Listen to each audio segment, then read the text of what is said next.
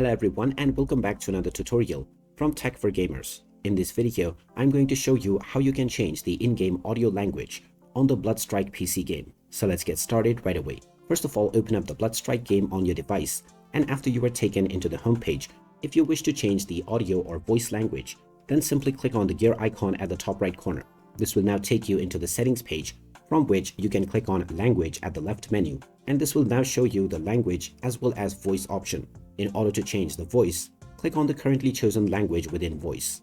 Now you will see the various different languages that are available. Click on whichever language you wish to use, and then tap on the confirm button, and now this will change your voice language right away. You can go back and start playing your game, and you will notice that your change has been applied. You can go back to this menu at any point of time to once again switch your voiceover language in the future. So there you have it. That is how easy it is to change the audio language on the Bloodstrike PC game.